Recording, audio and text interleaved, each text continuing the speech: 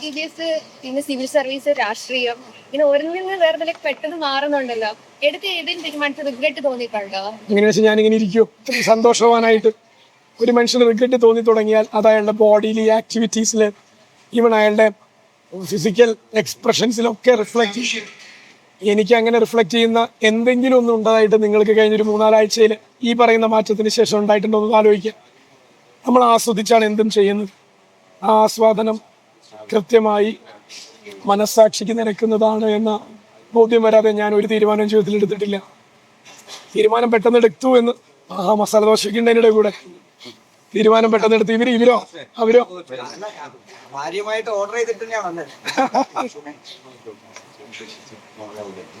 ഈ പറയുമ്പോൾ ഈ വിശപ്പിന്റെ അസുഖം ഉള്ളതുകൊണ്ട് തീർച്ചയായിട്ടും ഇവര് രാവിലെ തന്നെ എന്താ സിവിൽ സർവീസിനെ കുറിച്ചാണോ അല്ല മണ്ഡലത്തിന്റെ ലക്ഷ്യത്തെ കുറിച്ചാണോ? അവരിപ്പോ ചോദിച്ചത് പേഴ്സണൽ ക്വസ്റ്റ്യൻ ആണ്.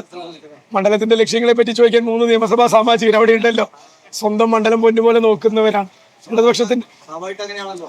ഒരു മണ്ഡലത്തിന്റെ ഏതെല്ലാം ഡെവലപ്മെന്റ് ഉണ്ടാക്കുക എന്നുള്ളത് എയിം ചെയ്തിട്ടാണല്ലോ സ്ഥാനാർത്ഥി ഉണ്ടാവുന്നത്. അതെ അതെ, തീർച്ചയായിട്ടും.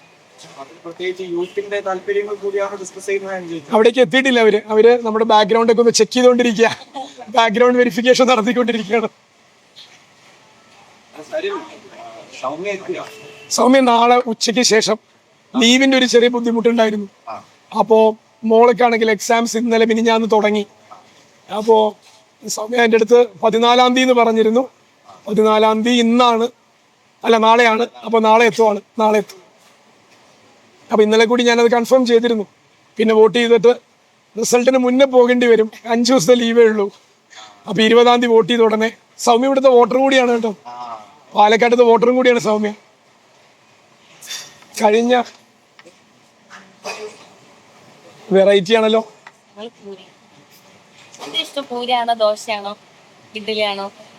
ഭക്ഷണത്തിൽ അങ്ങനെ താല്പര്യങ്ങൾ വലുതായിട്ടൊന്നുമില്ല. അമ്മ ഉണ്ടാക്കി തരുന്ന ഭക്ഷണമൊക്കെ ഭയങ്കര ഇഷ്ടമാണ്. പക്ഷെ അത് കിട്ടാറില്ല, അവിടെ എത്താറില്ല എന്നുള്ളത് കൊണ്ട് തന്നെ.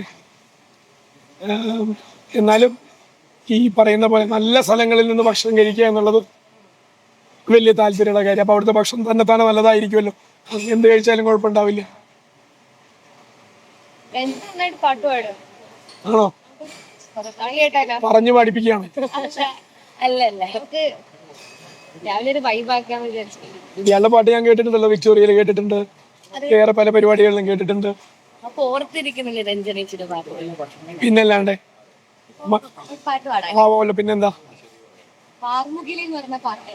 പിന്നെന്താ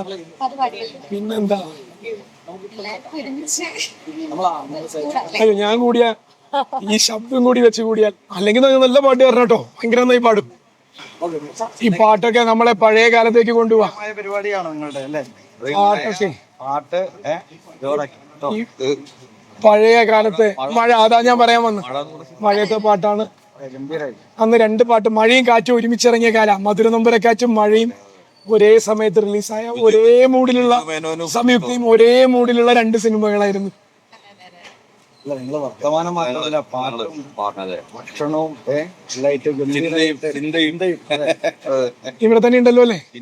മണ്ഡലത്തിലേക്ക് ഇപ്പൊ പോണ്ട, ഒരു 4-5 ദിവസം കൂടി കഴിഞ്ഞിട്ട് പോയാൽ മതി.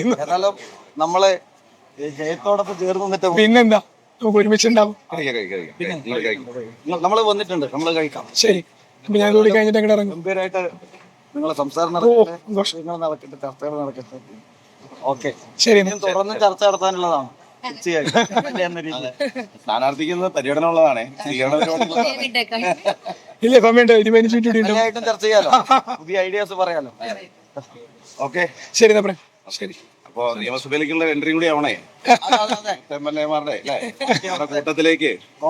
അടുത്ത വർഷം അവിടുത്തെ നിയമസഭ ക്യാൻറ്റീനിൽ നിന്നും കോഫി ഹൗസിൽ ജനങ്ങളത് അനുവദിച്ചു തരുമെന്ന് പ്രതീക്ഷിക്കാം. ശരി, തീർച്ചയായിട്ടും. ശരി, താനാവട്ടെ വിചാരിച്ചിട്ട് ഞാനതിങ്ങനെ കയ്യിലെടുത്തോണ്ടിരിക്കുന്നു. ഡോക്ടർ സൗമ്യ സരും സോഷ്യൽ മീഡിയയിലൊക്കെ ഭയങ്കര സജീവമായിട്ട് നിൽക്കുന്ന ഒരാളാണല്ലോ. ഇവിടെ വോട്ടർ കൂടിയാണ് നേരത്തെ പറഞ്ഞു. പക്ഷെ ഈ തെരഞ്ഞെടുപ്പിൻ്റെതായിട്ടുള്ള ഓളങ്ങളിലേക്ക് ആളെ കാണുന്നില്ലല്ലേ? രാഷ്ട്രീയത്തോട് താല്പര്യമില്ലായിട്ടാണോ? അങ്ങനെയൊന്നുമില്ല. വളരെ പൊളിറ്റിക്കൽ ആയിട്ടുള്ള ഒരു അനിമൽ തന്നെയാണ് സൗമ്യ. സൗമ്യയുടെ ടോക്ക് ഷോകളൊക്കെ ശ്രദ്ധിച്ചാൽ കൃത്യമായി വിമർശനമൊക്കെ പറയുന്ന കൂട്ടത്തിലും കൂടിയാണ്. പരിചയമുണ്ട്. സുന്ദര പിന്നെ പിന്നെ പിന്നെ പിന്നെ പിന്നെ പിന്നെ ഞാൻ അതാ സുന്ദരേട്ടൻ അല്ലേന്ന് ചോദിക്കാൻ വേണ്ടിയായിരുന്നു. രാജുവാണ്.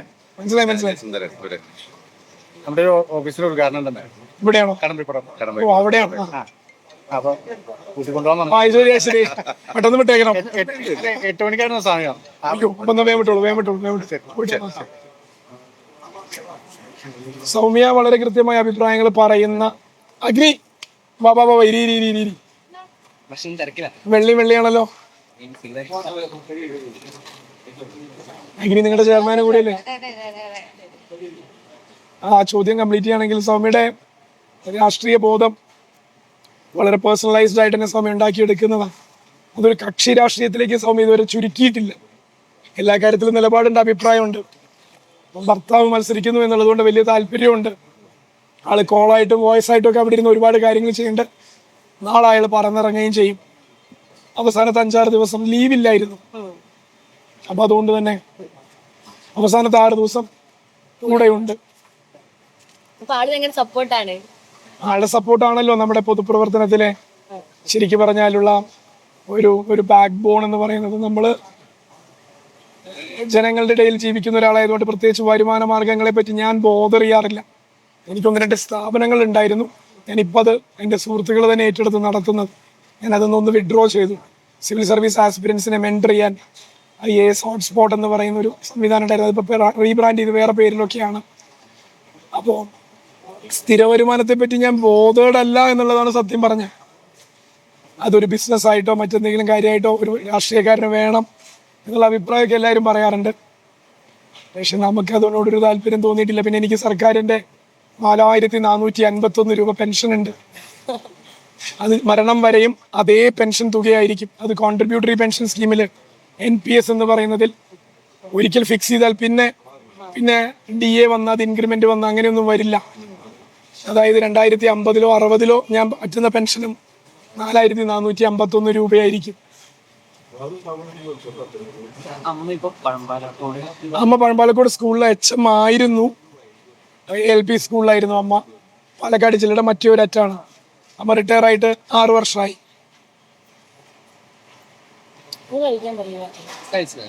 ഒരു പൂരിയാന്ന് കൊടുത്താ പോരെ? അതാ ചോദിച്ചേ.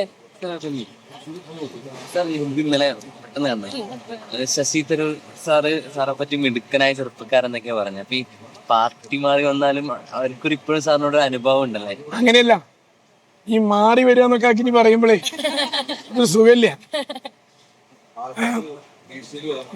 നമ്മള് മിടുക്ക് അവസാനിക്കുന്നില്ലല്ലോ. മിടുക്ക് അവിടെ മാത്രമല്ല, ആ മിടുക്ക് എന്ന് പറയുന്നത് നമ്മുടെ ഒരു ആട്രിബ്യൂട്ടാണ്. നമുക്കത് കൊണ്ട് നടക്കാനുള്ള കഴിവുണ്ടാവണം, ആളുകളെ ബോധ്യപ്പെടുത്താനുള്ള കഴിവുണ്ടാവണം. അപ്പം അതുകൊണ്ട് തരൂരിനെ പോലെയുള്ള ഒരു ആളതൊക്കെ പറഞ്ഞു. അതും ഈ ഇലക്ഷൻ്റെ ഇടയിൽ പറഞ്ഞു എന്ന് വെച്ച് കഴിഞ്ഞാൽ അതിന് ജനങ്ങൾ വിലയിരുത്തുന്നത് വലിയ അർത്ഥത്തിൽ കൂടിയാണ്. മിടുക്കനായ ഒരാളെ ജയിപ്പിക്കണമെങ്കിൽ ഇത് ഇയാളെ ജയിപ്പിച്ചോളൂ എന്നാണ് പറയുന്നതെന്ന് വേണമെങ്കിൽ വ്യാഖ്യാനിക്കാം അല്ലേ?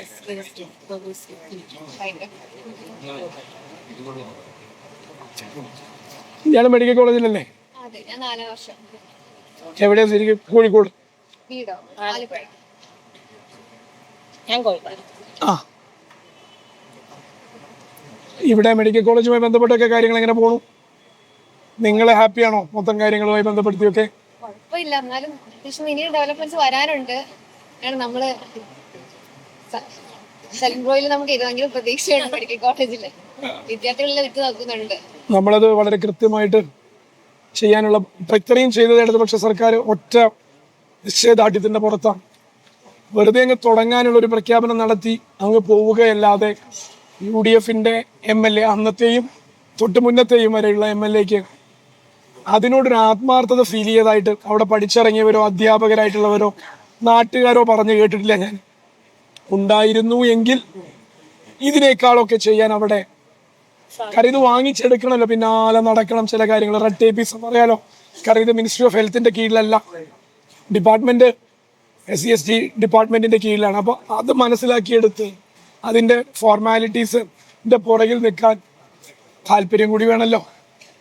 കോയമ്പത്തൂരിലേക്ക് സ്ഥിരം അതിർത്തി മുറിച്ച് കടന്ന് പോകുന്ന എത്ര ആംബുലൻസുകളുണ്ട്, എത്ര ആംബുലൻസുകളുണ്ട്.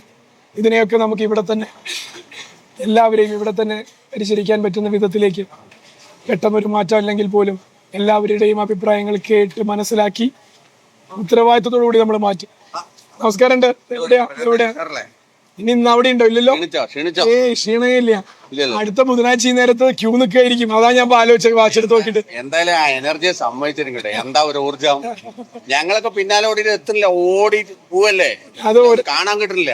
ഒരാളിൽ നിന്ന് അടുത്ത ആളിൽ സ്പീഡിലാണ് ഓടണം. ഒരാളിൽ നിന്ന് അടുത്ത ആളിലേക്കുള്ള ദൂരം നമ്മൾ ഓടി തന്നെ തീർക്കണം. കാരണം അത് നമ്മൾ ഓടേണ്ട ദൂരമാണ്. മറ്റേത് അവരോട് എൻഗേജ് ചെയ്യുമ്പോൾ നമ്മൾ അവരോട് 2 മിനിറ്റും. ചേലക്കരയ്ക്കൊന്നും പോയില്ല. ചേലക്കര ഞാൻ പിള്ളേരോട് പറയരുത്. തിരുവില്ലാമല എന്റെ സ്വന്തം സ്ഥലമാണ്. പ്രദീപ് എന്റെ സ്വന്തം ആളുമാണ്. ഇപ്പോ ഞാൻ പ്രദീപിനെ വിളിച്ചിരുന്നു. 2 വട്ടം തിരുവില്ലാമല പഞ്ചായത്തിലെ പ്രവർത്തനങ്ങളുമായി ബന്ധപ്പെട്ട് നാട്ടിൽ പോയിരുന്നു. പിന്നെ കൊട്ടിക്കലാശത്തിനൊക്കെ അവിടെ പോവാന്ന് പറഞ്ഞാൽ അത് ബോറൻ ഏർപ്പാടാണ്. ബോറ ഏർപ്പാടാണ്. കാരണം അല്ല, അതൊന്നും സാരമില്ല. അത് ഓരോരുത്തരുടെ. കാരണം അവിടുത്തെ സ്ഥാനാർത്ഥിക്ക് കിട്ടേണ്ട സ്പേസ് നമ്മൾ പോയിട്ട് ഒരിക്കലും അത് കളയരുത്. കാരണം പാലക്കാടിന്റെ ചർച്ച അവരെ വിട്ട് സരിന്റെ പിന്നാലെ കൂടുതലായിരുന്നു. അപ്പോ പാലക്കാടിന്റെ ചർച്ച നമ്മൾ പാലക്കാടിലാണ് ഒതുക്കേണ്ടത്. ചേലക്കരയിൽ പോയി നമ്മൾ പാലക്കാട് ചർച്ച ചെയ്യണ്ടല്ലോ. ഇന്ന് ഷെഡ്യൂള് മാത്തൂര. അപ്പൊ ഞാനിപ്പോ അങ്ങോട്ട് ഇറങ്ങാം. വലിയ കുഴപ്പമില്ല. ഉച്ചയ്ക്ക് ശേഷം കണ്ണാടി ഉണ്ട്. ഇന്ന് കൽപ്പാത്തി പോണ്ടേ. ഇന്ന് 1-ാം തേരാണ്. അപ്പൊ എല്ലാവരും കാണുന്ന എല്ലാവരും കേൾക്കുന്ന എല്ലാവരും 1-ാം തേരിന് വരണം എന്നുള്ളതും കൂടി ക്യാമറകൾ നോക്കി നമ്മൾ പറയാണ്. നാളെയും മറ്റന്നാളും തേരുണ്ട്. നാളെയും മറ്റന്നാളും അതിഗംഭീര പരിപാടികളുണ്ട്. എനിക്കിപ്പോ മൊത്തത്തിൽ നടക്കുമ്പോൾ മനസ്സിലായത് എവിടെ തിരിഞ്ഞു നോക്കിയാലും സരിൻ മാത്രമേ ഉള്ളൂ. സത്യത്തിൽ നമ്മൾ ഓടിയെത്തുന്നത് അങ്ങനെയാണ് കാണുന്നത്. എവിടെ തിരിഞ്ഞു നോക്കിയാലും സരിന്റെ ഒരു പ്രകടനമാണ് എല്ലായിടത്തും കാണുന്നത്. ഏറ്റവും കൂടുതൽ എന്താണെന്നറിയോ, ജനങ്ങൾ നമ്മളെ പറ്റി സംസാരിക്കുന്നു എന്നുള്ളതാണ്. കാണുന്ന കാഴ്ചകളിൽ ഒതുങ്ങാതെ സംസാരത്തിൽ നമുക്ക് ഒരു സ്പേസ് ഉണ്ട് എന്നുള്ളതാണ് വളരെ പോസിറ്റീവായി തോന്നുന്നത്. ഈ അമ്മമാരും മുത്തശ്ശിമാരൊക്കെ ഡോക്ടർ എന്ന് പറയുമ്പോൾ ഉണ്ടാവുന്ന ഒരു ആവേശം ഉണ്ടല്ലോ. ഒരു ഡോക്ടറാണല്ലോ ഞങ്ങളുടെ സ്ഥാനാർത്ഥി എന്നുള്ള ഒരു തോന്നല് എല്ലാവർക്കും ഉണ്ടോ തോന്നണോ. എല്ലാവരും ആ രൂപത്തിൽ സംസാരിക്കുന്നുണ്ട്. അതെ. സാധാരണക്കാരായ മനുഷ്യരല്ലേ നമ്മുടെ അധികം വോട്ടർമാരും. അവര് പച്ചയായ ജീവിതം ജീവിക്കുന്നവരാണ്. അപ്പൊ അവർക്ക് ഒരു പ്രതീക്ഷ, ജയിച്ച MLA ആയാൽ അവരെ നോക്കാൻ ഒരാളുണ്ട് എന്നുള്ളതും കൂടിയാണ്. കോളേജിൽ പിള്ളേർ ഭയങ്കര ഹാപ്പിയാണ്. നമ്മുടെ ഫീൽഡിൽ തന്നെ ഒരാളാണ് നമുക്ക് കിട്ടിയല്ലോ. നമ്മളൊരു ഫീൽഡിലേക്കായിട്ട് നമ്മൾ ഒതുങ്ങില്ല ഒരിക്കലും. കാരണം ബാക്ക്ഗ്രൗണ്ട് അതാണെങ്കിലും നമ്മളെല്ലാവരുടെയും ആളാകാൻ തന്നെയാണല്ലോ പൊതുപ്രവർത്തകനാവുന്നത്. അല്ലെങ്കിൽ ആരോഗ്യ പ്രവർത്തകൻ എന്നുള്ള ലേബൽ മതി. ഞാനത് ആ ലേബൽ അവിടെ ഉണ്ടാകുമ്പോഴും മറ്റു കാര്യങ്ങളിലും കൂടി ഞാൻ വിളിച്ചോളാം. മറ്റു കാര്യങ്ങളിലും കൂടി ഇടപെടാൻ ഊർജം നമ്മളിൽ ബാക്കിയുണ്ട് എന്നുള്ള തോന്നൽ കൊണ്ടാണ് അതവിടെ നിലനിർത്തിക്കൊണ്ട് തന്നെ അതും ഇടപെടുന്നത്. അപ്പോൾ അവരോട് പറയണം, അവരുടെ വോട്ടും മറ്റുള്ളവരുടെ വോട്ടും അവർ പിടിച്ചേരുന്നത്. ഡോക്ടറൊക്കെ ആവാന്ന് പറയുന്നത് നമ്മളെല്ലാവരും നോക്കുന്ന സമയത്ത് വളരെയധികം ഇങ്ങനെ എക്സൈറ്റിംഗ് ആയിട്ടൊരു പോസ്റ്റാണ്, അല്ലെങ്കിൽ ആഗ്രഹിക്കുന്ന ഒരു പോസ്റ്റാണ്. അപ്പോൾ ഒരുപാട് പേർക്ക് അങ്ങനെ സാധിക്കാണ്ടൊക്കെ പോയിട്ടുണ്ട്. അപ്പോൾ അതിൽ സർവീസ് ചെയ്യാം എന്ന് വിചാരിച്ചിട്ട് പെട്ടെന്ന് വന്നതാണല്ലോ. അതായത് പൊതുപ്രവർത്തനത്തിലേക്ക് ഇറങ്ങി എപ്പോഴും തോന്നിയിട്ടുണ്ടോ ഞാനൊരു ഡോക്ടറായിട്ട് ആ രീതിയിൽ എനിക്ക് ചെയ്യാമായിരുന്നു, അല്ലെങ്കിൽ ആ രീതിയിൽ എനിക്ക് ഒരു സർവീസ് ചെയ്യാമായിരുന്നു? 90s കിഡാണ് ഞാൻ.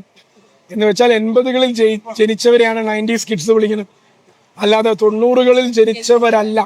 ശരി, 90യിൽ ജനിച്ചാലും 90s കിഡ്സ് എന്ന് വിളിക്കാം. 91 വരെയൊക്കെ ജനിച്ചവരെ. കാരണം അവർ 7, 8, 9 വയസ്സൊക്കെ 90s തന്നെ ജീവിച്ച് തീർത്തല്ലോ.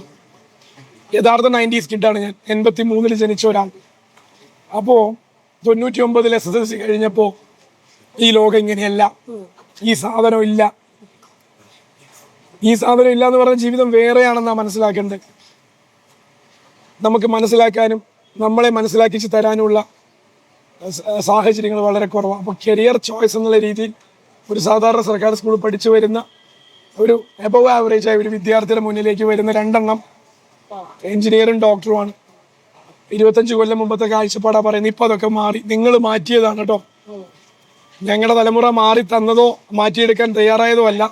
നിങ്ങൾ പറഞ്ഞ് ഇത് മാത്രമല്ല എന്ന് ചിന്തിക്കാൻ ശേഷിയുള്ള 2 തലമുറ ഇപ്പോൾ വന്നു. കഴിഞ്ഞ 15 വർഷം ആ മാറ്റം ഉണ്ടെന്ന് നോക്കിക്കാണുന്ന ആളാണ് ഞാൻ. വളരെ പോസിറ്റീവായിട്ട്. Thank you. ഉണ്ടാവും. നമുക്ക് ഒരുമിച്ച് മുന്നേറാം, നമുക്ക് ഒരുമിച്ച് മാറ്റാം. ശരി.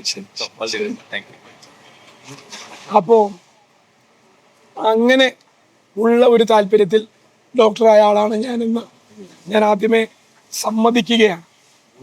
അതായത് ഡോക്ടറായിട്ട് സേവനം അനുഷ്ഠിക്കണമെന്ന കുട്ടിക്കാല താല്പര്യം കൊണ്ട് അതിൽ തന്നെ തുടരണമെന്ന ആഗ്രഹത്തിലല്ല, പകരം എനിക്ക് ചെയ്യാൻ പറ്റുന്ന നല്ലൊരു ജോലി എന്നുള്ള രീതിയിലും അതിലൂടെ ആളുകളിലേക്ക് സേവനം എന്നുള്ള രീതിയിലും ഉണ്ടാക്കിയെടുത്ത തീരുമാനമാണ്.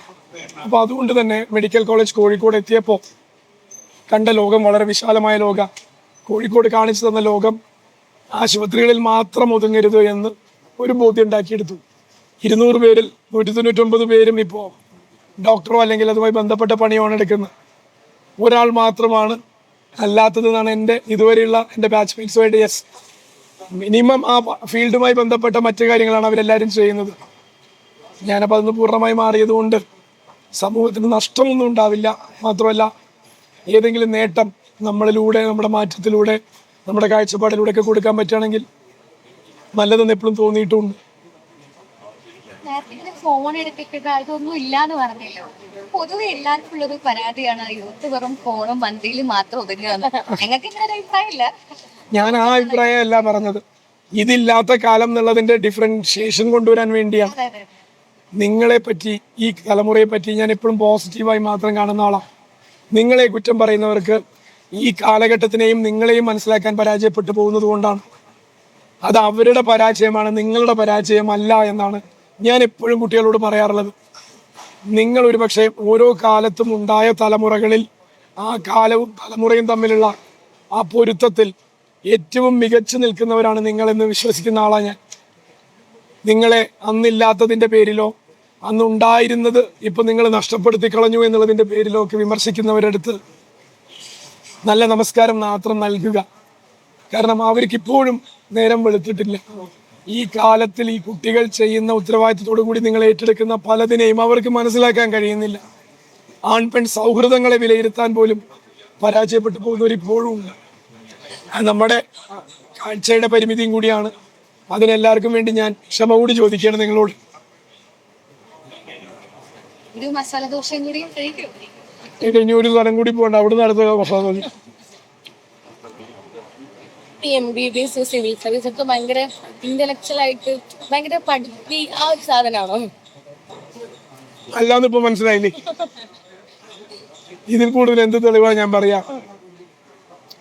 നമ്മളെ പോലെ സാധാരണ, ഞാൻ പറഞ്ഞല്ലോ സ്കൂളിംഗ് ഒക്കെ സാധാരണ ബാക്ക്ഗ്രൗണ്ട്, അങ്ങനത്തെ ഒരാള് ഒരു വഴി തിരഞ്ഞെടുക്കാൻ തീരുമാനിച്ചിറങ്ങിയാൽ അതിനുവേണ്ടി മെനക്കെട്ടിരുന്നാൽ അതൊക്കെ സാധ്യമാക്കിയെടുക്കാം. അല്ലാതെ അതിന് മാത്രമായി വാർത്തെടുക്കപ്പെട്ടവർ എന്ന് പറയുന്ന ഒരു കൂട്ടരില്ല.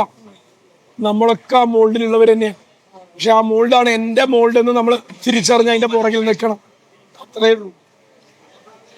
ഞാൻ എപ്പോഴും പറയാറുള്ളത്, എനിക്കാവാൻ പറ്റുമെങ്കിൽ നിങ്ങൾക്കും ആകാമെന്നാണ്. കാരണം സാധാരണത്തിൽപ്പെട്ട ഒരാൾ തന്നെയാണ്. അതിനപ്പുറത്തേക്ക് വേറൊന്നും എനിക്ക് ഒരു എന്താ പറയുക, ഇതിനൊക്കെ മാത്രം എന്താ പറയുക ഉള്ള എന്തെങ്കിലുമൊക്കെ ഉണ്ടെന്ന് ഞാൻ വിശ്വസിക്കുന്നില്ല.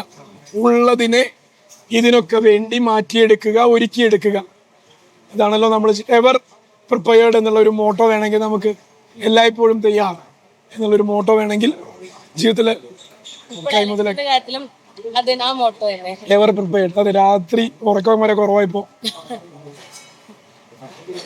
ഇപ്പൊ ഡോക്ടറെ കുറിച്ചുള്ള വിമർശനങ്ങളും കാര്യങ്ങളൊക്കെ ഭാര്യയുടെ അക്കൗണ്ടിൽ ചെന്നിട്ട് കമന്റ് ചെയ്യുന്ന ഒരുപാട് പേരുണ്ടല്ലോ. അവര് എങ്ങനെയാ? അവര് സൗമ്യതിനെ കൈകാര്യം ചെയ്യുന്നില്ലേ? അടിപൊളിയായിട്ട് ഞാൻ ഭയങ്കര ഒരു ഫീൽ കിട്ടിയ സംഭവമായിരുന്നു. അതുകൊണ്ടാണ് ഞാൻ പലപ്പോഴും പറഞ്ഞത് സൗമ്യ ഇവിടെ നേരത്തെ വന്ന ഭയങ്കര ബുദ്ധിമുട്ടായിരിക്കും ബാക്കിയുള്ളവരൊക്കെ. ഞാൻ തന്നെ സൗമ്യയോട് പറഞ്ഞ അവസാനത്തെ 5 ദിവസം മതി അങ്ങനെയാണെങ്കിൽ എന്ന് പറഞ്ഞത്. ഞങ്ങൾ ഇറങ്ങിക്കൂടെ അങ്ങനെയാണെങ്കിൽ. അപ്പോ ബെറ്റർ ഹാഫ് എന്ന് നമ്മൾ പറയും. അത് ഭാര്യനെ ഭർത്താവ് വിളിക്കുന്ന പ്രയോഗം മാത്രമല്ല, ഒരു ഭാര്യ ഭർത്താവിനെ പരിചയപ്പെടുത്തുമ്പോഴും പറയേണ്ട വാക്കാണ്, ഫ്രേസ് ആണെന്നാണ് ഞാൻ. നല്ല ബാധി ബെറ്റർ ഹാഫ് എന്ന് പറയുന്നത് പലപ്പോഴും ഭർത്താവും, അതായത് ആണുങ്ങൾ പെണ്ണുങ്ങളെ പറ്റി പറയുന്ന പ്രയോഗമാണ്. അങ്ങനെയല്ലേ? അതിനെ തിരിച്ചു പിടിക്കണം. ഇത് എന്റെ ബെറ്റർ ഹാഫാണ്. ഇനി വേഴ്സ് ഹാഫ് ആണെങ്കിൽ അങ്ങനെയും പറയണം, ഇതെന്റെ വേഴ്സ് ഹാഫാണ്, അങ്ങനെ പറയാം. അപ്പോൾ ഞാൻ പറയില്ലേ, അങ്ങനെ ഒരു ഐഡന്റിറ്റിയിൽ ജീവിക്കേണ്ടവരാണ് എല്ലാ തലമുറയിലുമുള്ള സ്ത്രീയും പുരുഷനും. അവരുടേതായ വ്യക്തിത്വത്തെ അതിനെ പിന്നെ ഒരു ഫാമിലിയുടെ ഒരു ഒരു ഒരു ഒരു പ്ലാറ്റ്ഫോമിലേക്ക് കൊണ്ടുവരുമ്പോൾ അവിടെ നടത്തുന്ന കോംപ്രമൈസുകൾ ഒരു സ്ത്രീയും പുരുഷനും ഒരുമിച്ച് നടത്തേണ്ടതാണ്. അങ്ങനെയൊക്കെയുള്ള ഒരു ലോകത്തിൽ തന്നെയാണ് ഇനിയുള്ള തലമുറകൾ ജീവിച്ചു വരേണ്ടത്. കഴിഞ്ഞ തലമുറകളിൽ എല്ലാവർക്കും അതൊന്നും പറ്റിയിരുന്നില്ല. പക്ഷെ ഇപ്പോൾ അത് വലിയ മാറ്റം വരുന്നുണ്ട്. സെൽഫ് റെസ്പെക്റ്റ് ഉണ്ടാവണം, മ്യൂച്വൽ റെസ്പെക്റ്റ് ഉണ്ടാവണം.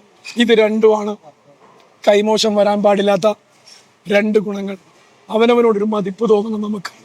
സെൽഫ് എസ്റ്റീം എന്ന് വിളിക്കാം, അല്ലെങ്കിൽ സെൽഫ് റെസ്പെക്റ്റ്, സ്വയം ബഹുമാനം തോന്നണം. പിന്നെ പരസ്പര ബഹുമാനം വേണം. അതൊരു പാർട്ട്ണർ എന്നുള്ള രീതിയിൽ മാത്രമല്ല, ക്ലാസ്മേറ്റ്സ് എന്നുള്ള രീതിയിൽ, കൊളീഗ്സ് എന്നുള്ള രീതിയിൽ, ഒരു സ്ട്രേഞ്ചറോട് പോലും ഉണ്ടാകേണ്ട ഒരു ക്വാളിറ്റിയാണ്. ഞാൻ പറഞ്ഞല്ലോ, അത് പറയാൻ കാരണങ്ങളുണ്ടെന്ന് നിങ്ങൾക്ക് മനസ്സിലായല്ലോ. അപ്പൊ അതില് ആ ഒരു ഷെയ്ക്കിന്റെ പറ്റാത്തൊരു വിഷയം ഉണ്ടായിരുന്നല്ലോ. അപ്പൊ അവർക്ക് തൊട്ടുകൂടാൻ പറ്റാത്ത ഒരാളാണ്, അങ്ങനെ ഒരു വ്യാഖ്യാനം അതിന് കൊടുക്കാൻ പറ്റും.